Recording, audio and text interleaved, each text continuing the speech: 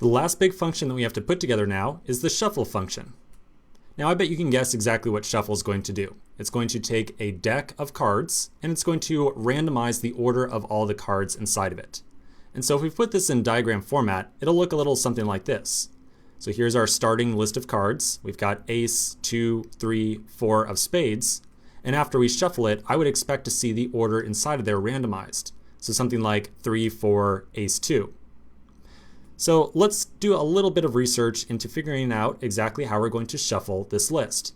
Now, the Go standard library unfortunately does not have any built-in function to automatically shuffle a slice or shuffle an array, shuffle a slice, or a list for us.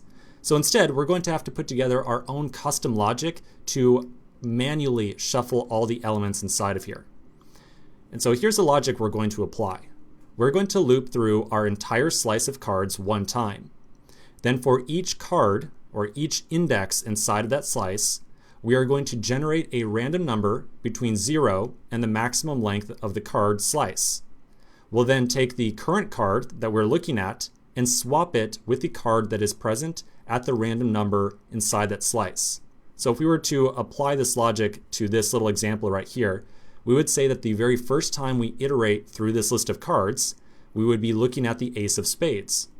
We would then generate a number between 0 and 3, which represents the last card over here. And then whatever the random number that is, we will swap the card at that index with the first card inside the slice.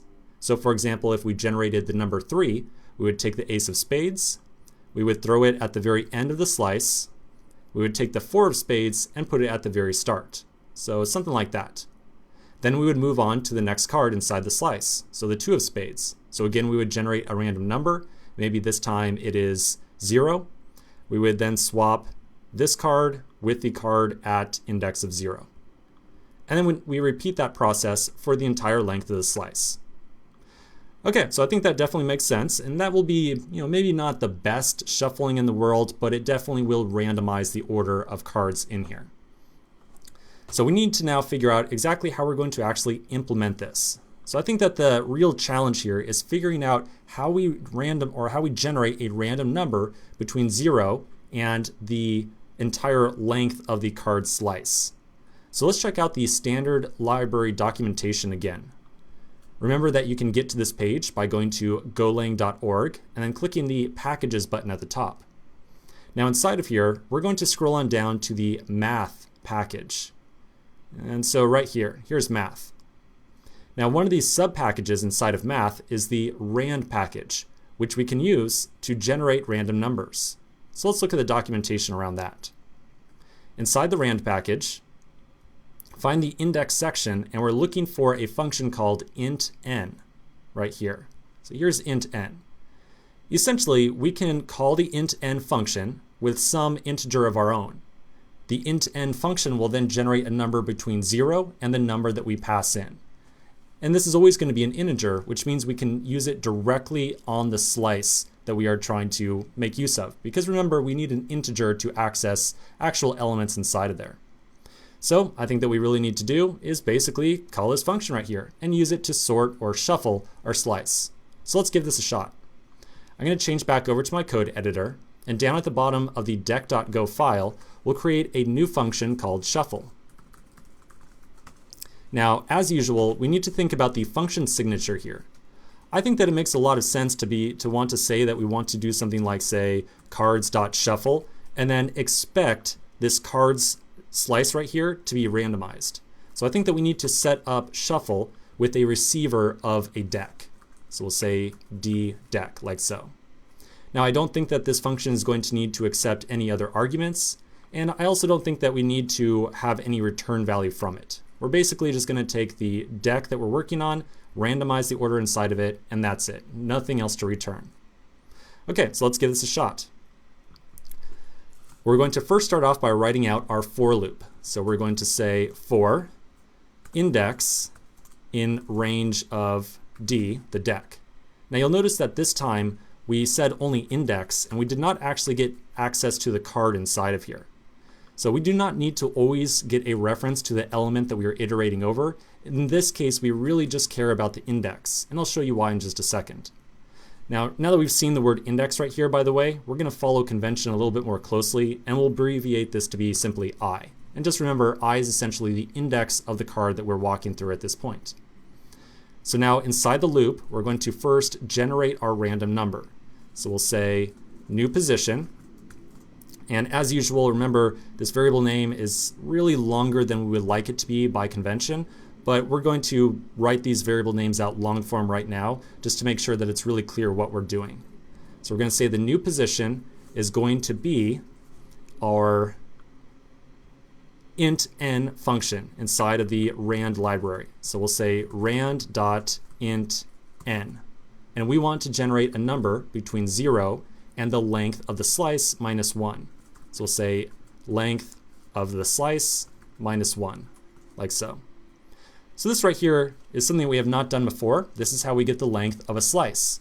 Len is short for length, and we can pass any old slice in there and it will return an integer that reflects the actual length of the slice. So now this call right here in total will generate a random number between 0 and 1 minus or 1 less than the length of the slice. So now we can do our exchange logic, or the logic to kind of swap two elements inside of our deck. And so this is where we're going to use another kind of interesting piece of syntax. So bear with me here. Let's write out the code for it, and then we'll talk about exactly what it's doing. We're going to say inside of our deck at index of I, and then a comma, and then inside of our deck at the index of new position. And these two values right here are going to come from inside the deck at new position and inside of the deck at I. So this is a really fancy one-line swap right here. So we're using this expression to swap the elements at both I and new position inside of our slice. So note that we've got a comma between both sides, or each references to the deck. So we're essentially saying take whatever is at new position and assign it to I, and then take whatever's at I and assign it to new position.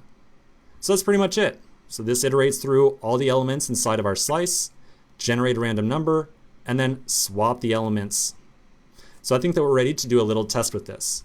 Now I'm going to tell you right now, before we test it out, the code that we've written here will work, but there's going to be something really strange about it. Okay, there's going to be something very strange. So it's going to work, but it's going to be strange. So let's run this, and then we'll talk about exactly what's so strange. Now, one thing I want to remind you about, when I saved the file, we made use of this rand package right here. So if you are using a code editor besides VS Code, remember to add in an import statement from math rand up here. Okay, so we'll go back over to our main Go file. We're now going to, let's generate a new list of cards. So we'll say cards is new deck, and then we'll call it cards.shuffle, and then cards.print to print out all the cards inside of there. So we'll save the file. I don't see any errors, which means I think we're ready to test this out.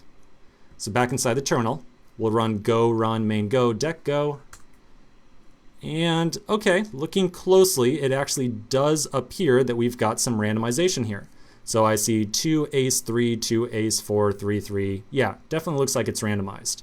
But I want to show you something that's kind of interesting. Take note of the 4 last items inside of here. We've got 2 of spades, 2 of clubs, 4 of clubs, 3 of diamonds. So we're going to run the program again. And you'll notice that the second time around, we still got 2 of spades, 2 of clubs, 4 of diamonds, 3 of diamonds. So 2 of spades, 2 clubs, 4 diamonds, 3 diamonds. So I don't think I have to tell you how incredibly unlikely it is for us to get the exact same randomization every single time we run this program. So I think it's safe to say that even though it looks like we have put our randomization stuff together correctly here to shuffle the array or shuffle the slice, it definitely looks like something is not quite working out correctly. So let's take a quick break. We'll come back in the next section and we'll figure out exactly why this shuffle function isn't quite working out the way we expect. So I'll see you in the next section.